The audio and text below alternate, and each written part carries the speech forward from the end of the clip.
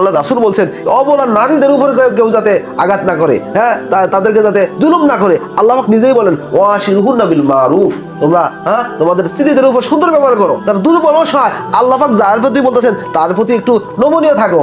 তার কথা আমার মানতে হবে না?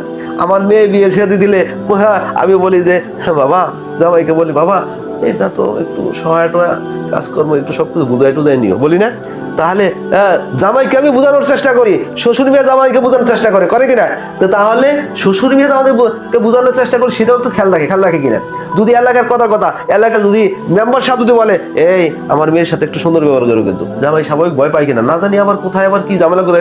যদি এমপি সাহেব হয়, মন্ত্রী সাহেব হয়, তার প্রতি যদি বলে যে একটু নমনীয় আচরণ করো, কিন্তু তাহলে সে যদি কতটুকু সতর্ক থাকে। কিন্তু স্বয়ং আল্লাহ পাক বলতেছেন যে এই নারীদের প্রতি একটু কি নমনীয় ভাব, সতর্কতা ভাবে থাকো।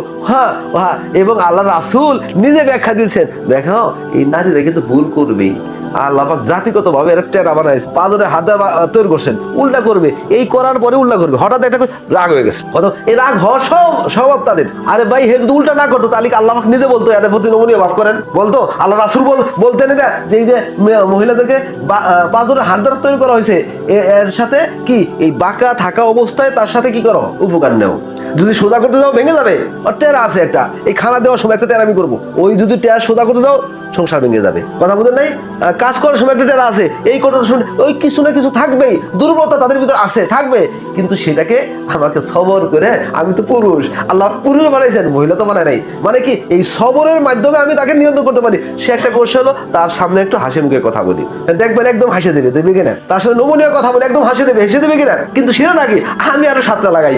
হায় আপনি চিন্তা করেন, আমি আপনি পারবো কোথায় আত্মীয় স্বজনের বাসায় 5 দিন 7 দিন 10 দিন থাকলেই অস্থির হয়ে যায় কিনা বাড়িতে আসার লেগে? কিন্তু আপনার মেয়ে, আমার বোন, আপনার মা, খালা, আত্মীয় স্বজন, ওনারা নিজেদের বাপের বাড়ি থুইয়া যে স্বামীর ঘরে আসলো, কি পরিমাণ কঠিন আপনি কল্পনা করতে পারছেন? আপনি পারবেন? আপনি তো 5 দিন একসাথে থাকতে পারেন না। এই বেচারি মাসকে মাস থাকতেছে, এমন অবস্থা পিতা মাতাকে ভুলেই গেছে, কারণ এর ভুলে যাওয়ার মতোই, ঠিক কিনা? তারপরে তার প্রতি আপনি নমনীয় হবেন না। আপনি সংসার দেখতেছে, আপনার ছেলে মেলে লালন পালন করতেছে, জান দিয়ে সে খাটতেছে। আরে আমার আপনার কাজ তো একটা লিমিট থাকে, তাই কিনা? হয়তো আমি মাদ্রাসা খেদমত করি, মসজিদে কাজ লিমিট থাকে, কিন্তু বাসার কাজে কোনো লিমিট আছে? কোন হঠাৎ করে 10টার সময় কাজ হয়ে যায়, 2টার সময় কাজ হয়ে বাচ্চা উল্টা পুল্টা করছে, এখানে ঠিক করতে হইব, করে কিনা? ডিউটি আছে, মানে ডিউটি এমন ডিউটি যেটা অসময় ডিউটি করতে থাকে তারা। আমার মতো আপনার মতো না, মসজিদ নামাজ পড়াই দিলাম, 5 ওয়াক্ত নামাজ শেষ, আজকে আরে ফজর আগে যাওয়া লাগবে না। কিন্তু ওনারা তাই ওরকম ডিউটি করে, বাচ্চারা ঠিক করে, খানা তৈরি করেন, কত কিছু করেন, এরপরেও কি তার প্রতি নমনীয় হওয়া দরকার না? আপনি একটা কাজের মানুষ রাখেন, হাজার টাকা দিলেও আপনার জানের নিরাপত্তা নাই, টাকার নিরাপত্তা নাই, সবকিছু উল্টা করবে কিনা? কিন্তু এই বাসারে কোনো দিন বরং আরো বাড়ানোর ফিল করে, কোনো উল্টা করে না। তার প্রতিও একটু এত কিছু দিল আমাকে, তার প্রতি আমি নমনীয় হবো না? তার প্রতি একটু সহনীয় ভাব হবে না আমি? তাহলে আমি মানুষ কোন কামে? তুমি পীর সাহেব হইছো, তুমি সারা দুনিয়ার মানুষ তোমাকে পীর সাহেব বলবে, হযরত বলবে, তোমার বিবি যদি তোমার পীর সাহেব বলে তাহলে তো মহাবীরেশানি। বিবি এরকম সাধারণত বলবে না। যদি কেউ ইল্লা মাশাআল্লাহ বলে ভিন্ন জিনিস, এটা হবে না। বরং বিবির কাছে মনে করো সারা দুনিয়ার মানুষ আমাকে পীর সাহেব মনে করুক, আমি বাসায় গেলে উনি আমার পীর সাহেব, ওনার খেদমত আমার করতে হবে। কথা বুঝতে পারো? এরকম মনোভাব নিয়ে বাসায় যাওয়া দরকার। ওই পীর সাহেবের খেলনা আর যত প্রশংসা ওটা বাহিরে রাখিয়া তারপরে ঘরে ঢোকা দরকার। আমার কথা বুঝাইতে পারলাম?